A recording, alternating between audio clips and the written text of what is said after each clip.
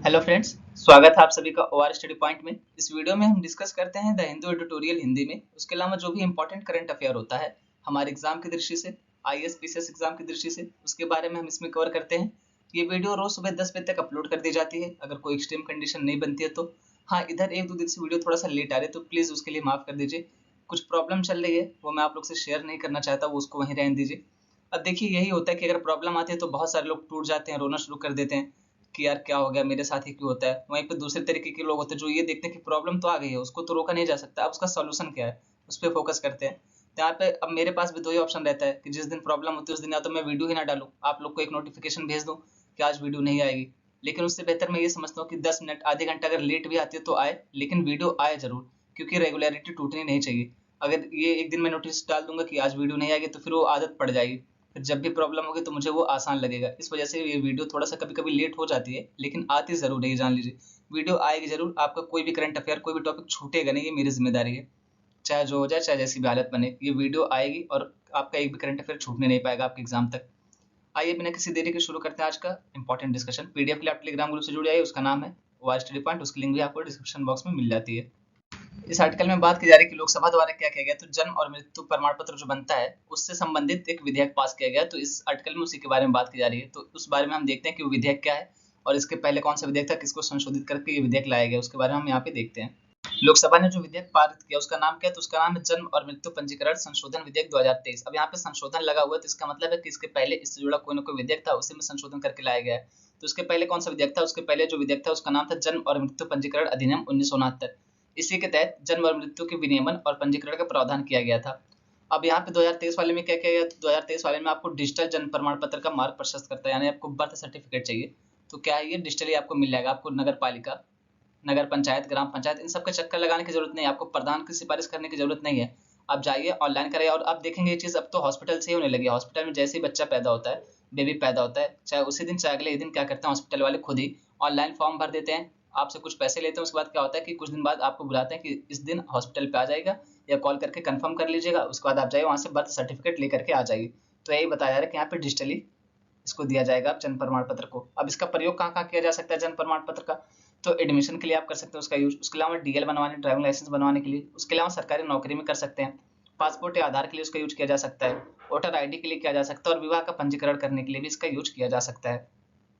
अब यहाँ पे जन्म और मृत्यु का पंजीकरण जो है तो समवर्ती सूची के अंतर्गत आता है। आप देखेंगे 7वीं अनुसूची में भारतीय संविधान की क्या किया गया, तो यहाँ पे 3 सूचियां बनाई गई हैं। कौन कौन सी, संघीय सूची, उसके अलावा यहाँ पे समवर्ती सूची, उसके अलावा राज्य सूची। तो यहाँ पे समवर्ती सूची के अंतर्गत ये विषय आता है जो संसद और राज्य विधानसभाओं दोनों को इस विषय पर कानून बनाने की शक्ति देता है। अब हम यहाँ पे देखते हैं जन्म और मृत्यु पंजीकरण संशोधन विधेयक 2023 के विशेष प्रावधान क्या क्या है। तो इसका उद्देश्य क्या है, इसका उद्देश्य जन्म तिथि और स्थान को साबित करने के लिए कई दस्तावेजों की आवश्यकता को खत्म करना है। प्रमुख विशेषताएं इसकी क्या क्या है, तो विधेयक जन्म और मृत्यु पंजीकरण अधिनियम 1969 में महत्वपूर्ण संशोधन पेश करता है, क्योंकि इसके पहले 2023 के जो विधेयक आया इसके पहले इसी एक्ट के तहत जन्म और मृत्यु पंजीकरण अधिनियम 1969 के तहत ही यहाँ पे बर्थ और डेथ सर्टिफिकेट बनता था। तो इसी में संशोधन किया जा रहा है। जन्म और मृत्यु पंजीकरण के लिए सामान्य निर्देश जारी करने के लिए भारत के रजिस्ट्रार जनरल की नियुक्ति का प्रावधान है। यानी इस विधेयक में क्या कहा जा रहा है कि जो बर्थ हो गया या उसके अलावा डेथ होगी, इसके इससे जुड़ा जो सर्टिफिकेट बनता है इसके लिए निर्देश कौन जारी करेगा, तो उसके लिए एक पोस्ट बनाई गई है। वो पोस्ट का क्या नाम है, भारत के रजिस्ट्रार जनरल, इसकी नियुक्ति का प्रावधान करता है ये विधेयक 2023 वाला। उसके अलावा पंजीकृत जन्म और मृत्यु का एक राष्ट्रीय और राज्य स्तरीय डेटाबेस बनाया जाएगा जो अन्य डेटाबेस को अपडेट करने में मदद करेगा। यानी आप देखेंगे राष्ट्रीय स्तर पर भी बनाया जाएगा एक डेटाबेस और राज्य स्तर पर भी बनाया जाएगा, चाहे वो जन्म का हुआ, चाहे वो मौत का हुआ, मृत्यु का हुआ, दोनों का बनाया जाएगा। विधेयक राज्यों के लिए केंद्र की नागरिक पंजीकरण प्रणाली नामक एक केंद्रीकृत पोर्टल पर जन्म और मृत्यु को डिजिटल रूप से पंजीकृत करना अनिवार्य बनाता है। यानी इस पॉइंट में क्या कहा जा रहा है कि यहाँ पे एक पोर्टल, उसका नाम क्या है, तो नागरिक पंजीकरण पोर्टल। ये किसका पोर्टल, तो ये केंद्र सरकार के तहत रहेगा। और यहाँ पे इस पोर्टल पर सारे राज्यों को अपने यहाँ का सारा डेटा अपलोड करना पड़ेगा कि कौन लोग मर रहे हैं, कितने लोग मरे, कितने लोग बर्थ ले रहे हैं, कितने लोग जी रहे हैं, ये सारी चीजें यहाँ पे आपको अपलोड करनी पड़ेगी। कितने लोग का जन्म हो, कितने लोग की मृत्यु, ये सारी चीजें यहाँ पे आपको अपलोड करनी पड़ेगी केंद्र की वेबसाइट पर। किसको, तो ये राज्य की जिम्मेदारी है। अगला बिंदु, चिकित्सा संस्थानों को रजिस्ट्रार को मृत्यु का कारण बताते हुए एक प्रमाण पत्र प्रदान करना आवश्यक होगा। यानी जहाँ पे आप डेथ सर्टिफिकेट लेने जा रहे हैं तो यहाँ पे जो भी मेडिकल वाले हैं वो ये चीज बताएंगे कि डेथ कैसे हुई।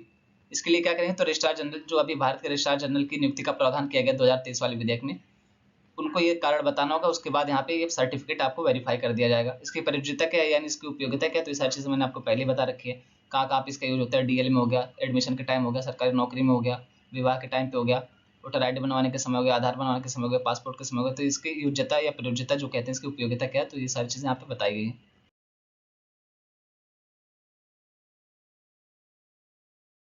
अब हम देखते हैं कि इस विधेयक के लाभ क्या, इसके फायदे क्या हैं। तो इसमें पहला बिंदु है केंद्रीकृत रजिस्टर सार्वजनिक सेवाओं और सामाजिक लाभों के कुशल और पारदर्शी वितरण की सुविधा प्रदान करेगा। देखिए यहाँ पे होता क्या है कि मान लीजिए एक पोर्टल रहेगा, यहाँ पे सारे डेटा रहेंगे कि कौन कब जन्म लिया, उसके अलावा किसकी मृत्यु कब हुई है। तो यहाँ से हम ये देख सकते हैं कि कितनी युवा जनसंख्या है, कितनी बुजुर्ग जनसंख्या है, किस एज ग्रुप में कितने लोग हैं, सारी चीजें एक ही पोर्टल पे देखी जा सकते हैं। तो उसके बाद हम यहाँ पे टारगेटेड तरीके से कोई योजना चलाना हुआ, कोई और चीज करनी हो, तो हम वहाँ पे आराम से कर सकते हैं, अच्छे तरीके से कर सकते हैं। अगला महत्वपूर्ण बिंदु क्या है, तो डेटाबेस राष्ट्रीय जनसंख्या रजिस्टर एनपीआर राशन कार्ड और संपत्ति पंजीकरण रिकॉर्ड को भी अपडेट करेगा। अगला बिंदु है ये गोद लिए गए, उसके अलावा अनाथ, उसके अलावा परित्यक्त यानी जिनको छोड़ दिया जाता है, उसके अलावा आत्मसमर्पण करने वाले और सरोगेट बच्चों के लिए पंजीकरण प्रक्रिया को भी सरल बनाएगा। यानी आप यहाँ पे देखें कि किसी भी तरीके का बच्चा हो, उसके लिए यहाँ पे क्या करना है, तो रजिस्टर करने के लिए जो प्रक्रिया है उसको सरल बनाना है। चाहे वो सरोगेसी द्वारा बच्चा पैदा हुआ, चाहे वो अनाथ बच्चा हो, चाहे उसको छोड़ दिया गया, तो इन सारी चीजों को देखते हुए यहाँ पे इसको कवर किया गया, यानी लगभग सभी कैटेगरी के बच्चों को यहाँ पे कवर कर लिया गया। अब बात की जा रही है कि इस विधेयक के संबंध में चिंताएं क्या है, या अब यहाँ पे बात की जा रही है कि इस विधेयक के संबंध में चिंताएं क्या है, इसकी कमियां, इसकी हानियां क्या क्या है। तो पहला इंपॉर्टेंट पॉइंट है कि 50 साल पुराने कानून में प्रस्तावित संशोधन एक साधारण राज्य अभ्यास को जनसंख्या नियंत्रण तंत्र में बदल देगा, जिसका उपयोग प्रत्येक नागरिक के खिलाफ किया जा सकता है। अब यहाँ पे बात क्या की जा रही है इसे समझिए। ये पोर्टल है, यहाँ पे सारे लोग को रजिस्टर किया गया है कि किसका बर्थ हो रहा है, किसकी डेथ हो रही है, सारी चीजें यहाँ पे रजिस्टर की गई। अब यहाँ से गवर्नमेंट टारगेट कर सकती है कि इतना अल्पसंख्यक समुदाय है, इतना इस कैटेगरी के लोग हैं, इतना इस जाति के लोग हैं, ये सारी चीजें यहाँ पे कैटेगराइज करके और क्या कर सकती है कि जनसंख्या नियंत्रण करने की कोशिश कर सकती है। उसके अलावा क्या कर सकती है, बहुत सारी ऐसी नीतियां ला सकते हैं जो अन्य समुदायों के खिलाफ हो। तो वो बात यहाँ पे की जा रही है, यानी दुरुपयोग की बात की जा रही है कि दुरुपयोग की संभावना बनी हुई है। दूसरा क्या कहा जा रहा है, तो दूसरा कहा जा रहा है कि शिक्षा का अधिकार हो गया और निजता का अधिकार हो गया, जो ये संवैधानिक अधिकार दिए गए हमें। और आप देखें कि आर्टिकल 21 के तहत, आर्टिकल अनुच्छेद 21 के तहत निजता का अधिकार क्या है, तो एक मौलिक अधिकार है। और ये किस केस में आया था, तो केस पुत्र स्वामी केस में आया था 2017 में। इसको सुप्रीम कोर्ट ने बताया था कि निजता का अधिकार जो है वहाँ पे मौलिक अधिकार है। तो यहाँ पे ये भी मुद्दा निकल करके आ रहा है कि निजता का जो है हनन होगा। उसके बाद अगला पॉइंट क्या बताया जा रहा है कि जो आधार का उपयोग करके यहाँ पे डेटा बनाने की बात की जा रही है, या डेटा में आधार का उपयोग करने की बात की जा रही है। तो यहाँ पे आप देखेंगे आधार के डेटा पे कई बार वैसे ही लांछन लग चुके हैं। कई बार ऐसा हो चुका है कि आधार को लेकर के ये कहा जा चुका है कि इसकी सिक्योरिटी ठीक नहीं है, इसके डेटा लीक हो चुके हैं, इस तरीके से बहुत सारे इल्जाम लगाए गए। इस पे भी निजता के अधिकार का जो हनन है उसके तहत इस पे भी केस दर्ज किया गया था। तो ये सारी चीजें यहाँ पे निकल करके आ रही है, ये सारी इसके संबंधित चुनौतियां समस्याएं हैं। इस आर्टिकल में हम बात करने वाले हैं स्टेपल वीजा के बारे में। अब स्टेपल वीजा क्या होता है, इसको हिंदी में नत्थी वीजा कहते हैं। नत्थी का क्या मतलब होता है, आप सभी को पता है कि दो चीजों को सिल लेना नत्थी कहा जाता है। तो यहाँ पे हिंदी में नत्थी उतना ठीक नहीं लग रहा था, इसलिए मैंने इसको स्टेपल वीजा ही लिखा आर्टिकल में। यहाँ पे समझिए कि मुद्दा क्या है। मुद्दा ये है कि ये चाइना है, ये चाइना क्या करता है, अरुणाचल प्रदेश जो है हमारा, इसका 90,000 किलोमीटर के क्षेत्र को कहता है कि ये मेरा क्षेत्र है। यानी हमारे अरुणाचल प्रदेश के 90,000 किलोमीटर क्षेत्र पर ये अपना दावा ठोकता है। उसके बाद क्या कहता है कि यहाँ के जो लोग हैं वो हमारे लोग हैं, इस वजह से हम इनको स्टेपल्ड वीजा देंगे। अब स्टेपल्ड वीजा क्या है, स्टेपल्ड वीजा का मतलब ये है कि आपको किसी भी वीजा की आवश्यकता ही नहीं है। आप पासपोर्ट है ना आपके पास, अब आपको एक कागज दे दिया जाएगा, वही आपका वीजा है। यानी आपको यहाँ से एम्बेसी से वेरीफाई कराना ही नहीं है, बस आप आइए, आपको कागज दिया जाएगा, आपको ऐसे ही बिना रोक टोक आपको आने जाने दिया जाएगा। वो कहता है कि जो चाइना है और जो अरुणाचल प्रदेश है, दोनों एक ही भाग है, दोनों एक ही हिस्सा है। तो यहाँ पे आपको वीजा की क्या जरूरत है, आपका जब मन करे आइए जाइए। अरुणाचल प्रदेश वाले लोगों के साथ ये ऐसा करता है। ऐसा क्यों करता है, ताकि हमारे अरुणाचल प्रदेश को तोड़ा जा सके, ताकि वहाँ के लोगों के मन में ये लाया जा सके कि चीन उनके करीब है और भारत उनके साथ ज्यादती कर रहा है, इस तरीके की धारणा बनाने के लिए। उसके बाद क्या होगा, फिर यहाँ पे अरुणाचल प्रदेश का हड़प लेगा, फिर ये हमारी संप्रभुता का हनन हो जाएगा। इस तरीके से बहुत सारे मुद्दे निकल करके आ रहे हैं। आप यहाँ पे देख सकते हैं एक प्रकार का वीजा आपको दिखाया गया। तो इस आर्टिकल में हम वही डिस्कस करेंगे कि स्टेपल्ड वीजा क्या है, चीन ऐसी हरकतें क्यों करता है, उसके अलावा भारत इस पर क्या प्रतिक्रिया दे रहा है। भारत ने इसको सीधा सीधा कहा कि ये अनएक्सेप्टेबल है, यानी अस्वीकार्य है, इसको किसी भी हालत में हम स्वीकार नहीं करेंगे। अब यहाँ पे बात की जा रही है कि स्टेपल्ड वीजा होता क्या है। तो स्टेपल्ड वीजा बस कागज का एक बिना मुहर लगा हुआ टुकड़ा होता है। यानी ये आपको कागज दे दिया गया, यहाँ पे कुछ लिखा होगा कि स्टेपल्ड वीजा है, यहाँ पे मुहर भी नहीं लगी है गवर्नमेंट की, यहाँ पे वेरीफाई भी नहीं कराएगा, बस एक कागज का टुकड़ा है। ये क्या होता है, पासपोर्ट पे अलग से इसको जोड़ दिया जाता है। यानी ये आपका पासपोर्ट है, इसके ऊपर लगा दिया जाएगा स्टेपल्ड वीजा, आपको पिन कर दिया जाएगा, पिन से इसे जोड़ दिया जाएगा। आदमी इसको चाहे तो बाद में फाड़ के फेंक सकता है। तो वही यहाँ पे बताया कि एक पृष्ठ पर पिन या स्टेपल द्वारा जुड़ा होता है और इच्छा अनुसार इसे फाड़ा या अलग किया जा सकता है, यही स्टेपल्ड वीजा होता है। यह नियमित वीजा से अलग है, जिसे जारी करने वाले प्राधिकारी द्वारा पासपोर्ट पर चिपकाया जाता है और मुहर लगाई जाती है। क्योंकि जो नॉर्मल वीजा होता है उस पर क्या किया जाता है, तो उसको जारी किया जाता है जिसके लिए एक प्राधिकारी होता है, उसको गवर्नमेंट ऑफ इंडिया का स्वीकृति मिला होता है। लेकिन यहाँ पे क्या किया जाता है, यहाँ पे ऐसा कुछ नहीं होता है। यहाँ पे क्या किया जाता है, उसको अलग से जारी कर दिया जाता है, उसको अलग से चिपका दिया जाता है, जिसको बाद में आप चाहें तो फाड़ के फेंक सकते हैं। और जो नॉर्मल वीजा होता है उस पर मुहर भी लगी होती है, वो वेरीफाई भी होता है। उसके अलावा उस पर गवर्नमेंट ऑफ इंडिया की और फिर आप जहाँ जा रहे हैं वहाँ दोनों की स्वीकृति होती है। अगला पॉइंट है, चीन ने अरुणाचल प्रदेश और जम्मू कश्मीर के भारतीय नागरिकों को स्टेपल वीजा जारी करने की प्रथा बना दी है। अब यहाँ पे आप देख सकते हैं कि अरुणाचल प्रदेश वाले क्षेत्र को भी दे रहा है और जम्मू कश्मीर के क्षेत्र को भी दे रहा है, और दोनों ही क्षेत्र ऐसे हैं जो हमारे सीमांत प्रदेश हैं। यानी आप देखेंगे कि जो दोनों बाउंड्री शेयर करते हैं चीन के साथ, और ये हमारे लिए खतरा बन जाता है इस तरीके से कंडीशन। इसमें कहा गया है कि वीजा वैध दस्तावेज हैं, लेकिन भारत सरकार ने लगातार इस स्थिति को स्वीकार करने से इनकार कर दिया है। अगला पॉइंट है, भारत की दीर्घकालिक और सतत स्थिति यह है कि वीजा व्यवस्था में निवास या जातीयता के आधार पर कोई भेदभाव या विभेदक व्यवहार नहीं होना चाहिए। यहाँ पे बात की जा रही है इस आर्टिकल में है कि अरुणाचल प्रदेश या जम्मू एंड कश्मीर के होने के नाते आपको स्टेपल वीजा और बाकी लोगों को नॉर्मल वीजा जारी किया जाए, ये भारत नहीं सहने वाला है। ये चीज़ सही नहीं है, गलत है। यहाँ पे ये बताया जा रहा है कि चाहे आपका घर कहीं भी हो, आप कहीं के भी निवासी हो, या आपकी जाति कोई या आपका धर्म कोई भी हो, सभी के लिए वीजा के जो रूल है वो समान रहेंगे। वीजा के रूल किसी के लिए बदले नहीं जाएंगे या किसी के साथ भेदभाव नहीं करेंगे। इस आर्टिकल में यही बात है, इस पॉइंट में ये बताया जा रहा है। तो यहाँ पे हम मैप से समझने की कोशिश करते हैं। आप यहाँ पे देखिए, मैप मोहर लाइन जो रेड कलर की आपको दिखाई गई है, ये इंडिया और चाइना के बीच बाउंड्री लाइन बनाती है। यानी इंडिया और चाइना के बीच क्या है, तो ये सीमा रेखा है। अब आप यहाँ पे देख सकते हैं कि ये अरुणाचल प्रदेश, और चाइना क्या करता है कि इसी अरुणाचल प्रदेश के 90,000 स्क्वायर किलोमीटर क्षेत्र को क्या कहता है कि ये मेरा क्षेत्र है, या फिर उत्तरी तिब्बत का क्षेत्र है। और इसको चाइना के मैप में भी बाकायदा दिखाया जाता है। चाइना का जो मैप बनता है ना, उसमें इस वाले क्षेत्र को 90,000 किलोमीटर को ये अपने क्षेत्र में दिखाता है। और उस क्षेत्र का नाम क्या रखा है इसने, तो उस क्षेत्र का नाम रखा है जंगनान, या इसको दक्षिणी तिब्बत भी कहता है। अब आप यहाँ पे सोच के देखिए कि कितनी खराब बात करता है ये। मतलब ऐसे कोई होता ना तो युद्ध हो जाता है। ये तो भारत जैसा जो अभी तक झेल रहा है इसको, उसके पीछे कुछ वजह भी होती है। जैसे अब हम बहुत अधिक निर्भर है चाइना के ऊपर, वहाँ से एपीआई जो होता है, एक्टिव फार्मास्यूटिकल इंग्रेडिएंट्स, यानी दवा बनाने के लिए जो कैप्सूल होता है ना, उसके लिए जो कच्चा माल होता है, इसका प्रयोग उसी में किया जाता है, एपीआई का। हमारी बहुत सारी निर्भरता उसके ऊपर है, हम आयात करते हैं। और फिर उस तरीके से हम उतना अशांत देश भी नहीं, नॉर्थ कोरिया की तरह की कोई कुछ बोले तुरंत परमाणु बम लेकर के पहुंच गए, परमाणु मिसाइल लेकर के तैनात कर दिए। हम एक जिम्मेदार कंट्री हैं, तो इस वजह से हम उसी तरीके से बिहेव भी करते हैं। अब चाइना कई बार ऐसा करता है कि यहाँ पे बदतमीजियां काटता है, और ये चीज़ सही नहीं है। पे बात आई कि चीन स्टेपल वीजा जारी ही क्यों करता है, उसको ऐसी क्या जरूरत पड़ेगी। तो यहाँ पे इसलिए देखिए, आप खुद सोचिए ना कि आपको पासपोर्ट दिया गया, उसके ऊपर एक कागज लगा दिया गया और कहा गया कि यहाँ पे ये भारत का क्षेत्र ना होकर के चाइना का क्षेत्र है। इस वजह से क्या होता है, तो हम लोग इनको अलाउ कर रहे हैं स्टेपल वीजा के थ्रू। फिर आगे आने वाले समय में क्या कहेगा, तो आगे आने वाले समय में ये कहेगा कि यहाँ के लोग बिना किसी रोक टोक के हमारे यहाँ पे आते जाते हैं, तो इस वजह से ये क्षेत्र हमारा हो गया। ऐसा क्यों, क्योंकि इंडिया का जो नॉर्मल वीजा है वो तो इनको जारी नहीं किया जा रहा है, जिसपे मुहर लगी हो, जिसपे भारत सरकार वेरीफाई करे, वो तो जारी नहीं किया जाता इनको। स्टेपल वीजा देने की बात करता है, तो जब स्टेपल वीजा देगा तो धीरे धीरे ये होगा कि हाँ, ये चीन के ही लोग हैं, इन्हीं को मान्यता दी जाए और ये क्षेत्र चीन का ही है। क्योंकि यहाँ पे आप देखेंगे चीन और भारत के बीच विवाद का क्षेत्र बना हुआ है कि किसका क्षेत्र है। तो इसी वजह से चाइना क्या करता है कि इनको स्टेपल वीजा जारी करता है, ताकि आगे चल करके फ्यूचर में ये कहे कि ये हमारा ही क्षेत्र है, ये हमारे ही लोग हैं। इस वजह से यहाँ पे बिना रोक टोक के आते हैं, और आप दिखाइए कि भारत के मोहर लगा वीजा इनके पास हो। अगर भारत का क्षेत्र होता तो भारत का वेरीफाई किया वो वीजा होता इनके पास, भारत की मोहर लगी होती, भारत का क्षेत्र होता अगर तो यहाँ पे जब भारत की मोहर ही नहीं रहेगी, उनका वेरीफाई किया वो वीजा ही नहीं रहेगा, तो फिर हम कैसे प्रूव करेंगे। फिर ये धीरे धीरे क्या करेंगे, क्षेत्र को हड़प लेगा। इस वजह से चाइना ऐसी हरकतें करता है। और यहाँ पे क्या बताया जा रहा है कि उन्होंने क्या किया, तो अरुणाचल प्रदेश के सभी भारतीय नागरिकों को स्टेपल वीजा जारी करने की प्रथा कब से शुरू की है, तो 2005 ऐसे ये शुरू कर दी थी अरुणाचल प्रदेश के लिए। यानी आप देख सकते हैं कि काफी लंबे समय से इनको स्टेपल वीजा देने की कोशिश कर रहा है। उसके अलावा ऐसा प्रतीत होता है कि जम्मू कश्मीर के निवासियों के लिए स्टेपल वीजा कब से जारी किया जा रहा है, तो 2008-9 के आसपास से शुरू हुआ है। यानी यहाँ पे अरुणाचल प्रदेश के लिए 2005-6 से, और वहीं पे जम्मू कश्मीर के लिए 2008-9 से ये स्टेपल वीजा जारी कर रहा है। और यहाँ पे ये दोनों तरफ से हड़पने के लिए ये कोशिश की जा रही है। स्टेपल वीजा जारी करने का सीधा सा मतलब आप यही समझिए कि यही है, क्षेत्रों को हड़पने के लिए ये भविष्य की रणनीति है। अब हम यहाँ पे देखते हैं कि भारत इसके लिए क्या कर रहा है, भारत की प्रतिक्रिया कैसे। तो भारत क्या कर रहा है, विरोध भी कर रहा है इसका, और उसके अलावा कूटनीतिक प्रयास भी कर रहा है। जैसे विरोध इस तरीके से कर रहा है कि सीधा बोल रहा है कि स्टेपल वीजा नाम की कोई चीज नहीं, हम इसको अलाउ नहीं करते अपने यहाँ पे, ये गलत तरीका। उसके अलावा क्या करता है, तो यहाँ पे भारतीय लोगों को आगाह भी करता है कि इस तरीके के वीजे से बच के रहें, ये आगे चल करके खतरा उत्पन्न कर सकते हैं। उसके अलावा क्या करता है, तो यहाँ पे ये भी बोलता है भारत कि जो जातीयता हो गई, यानी जाति धर्म आदि के नाम पर आपको अलग अलग वीजा जारी नहीं किया जा सकता। सबके लिए गवर्नमेंट ऑफ इंडिया एक ही वीजा जारी करेगी, एक ही तरीके का वीजा जारी करेगी। स्टेपल वीजा क्या होता है, हम इसको नहीं मानते, ये कहती है भारत सरकार।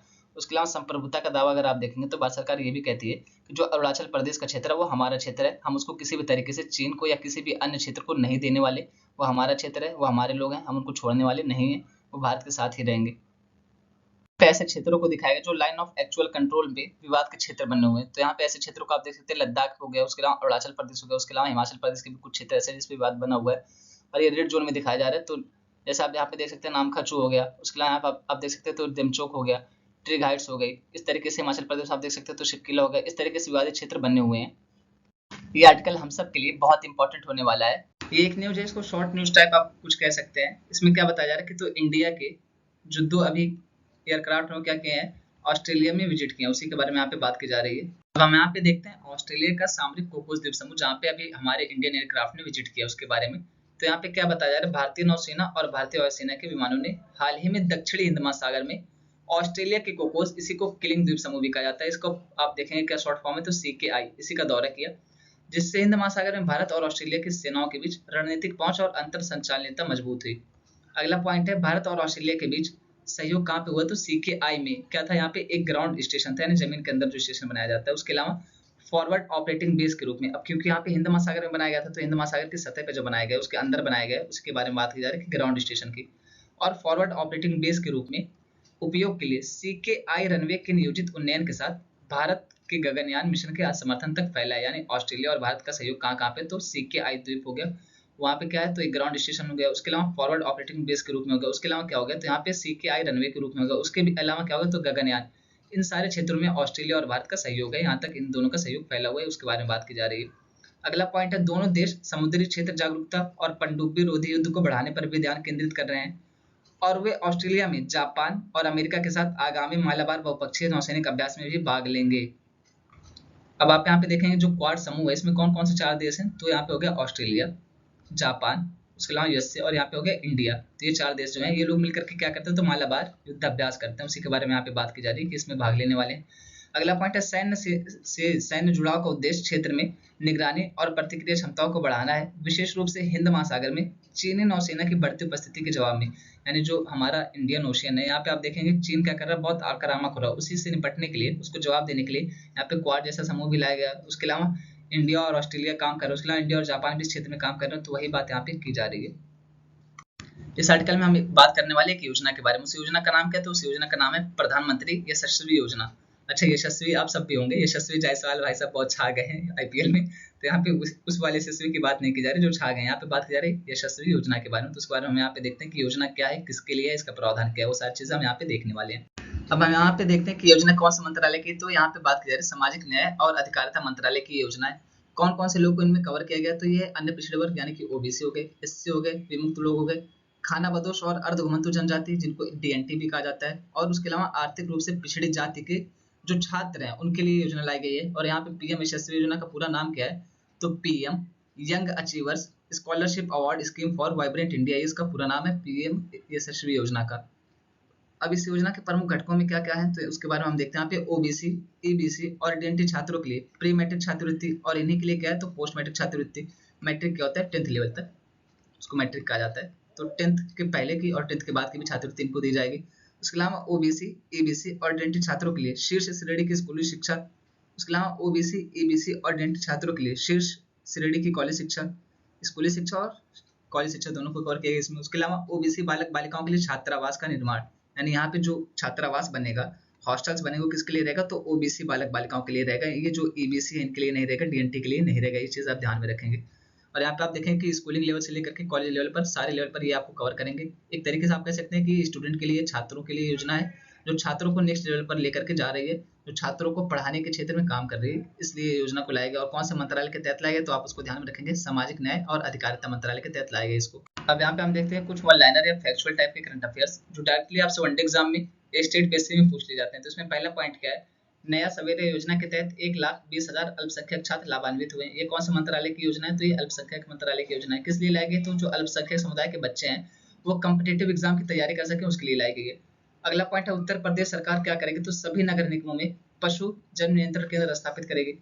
अगला पॉइंट है ड्रोन प्रशिक्षण या कौशल प्रदान करने के लिए DGCA, अब ये DGCA का पूरा नाम क्या है, तो directorate general of civil aviation, इन्होंने क्या किया, तो 63 रिमोट पायलट प्रशिक्षण संगठन को मंजूरी दी है। उसके अलावा अगला पॉइंट है भारतीय अमेरिकी, अब इनको आप ध्यान में रखेंगे, सोहिनी सिन्हा, इनको क्या किया गया, तो सॉल्ट लेक सिटी फील्ड कार्यालय के प्रभारी संघीय जांच ब्यूरो के विशेष एजेंट के रूप में नियुक्त किया गया है। अगला पॉइंट है हाल ही में अमृत भारत स्टेशन योजना के तहत उड़ीसा में 57 रेलवे स्टेशनों को अपग्रेड किया जा रहा है। अगला पॉइंट है हाउ प्राइम मिनिस्टर्स डिसीजन, ये पुस्तक है, इसको किसने लिखा है, तो इसको नीरज चौधरी जी ने लिखा है। अगला पॉइंट है असम सरकार द्वारा अमृत वृक्ष आंदोलन ऐप लॉन्च किया गया। यहीं तक रखते हैं आज का लेक्चर। बोलने में जो भी गलती उसके लिए सॉरी। आप सबके सपोर्ट के लिए बहुत बहुत थैंक यू। इसी तरीके से सपोर्ट बनाए रखें।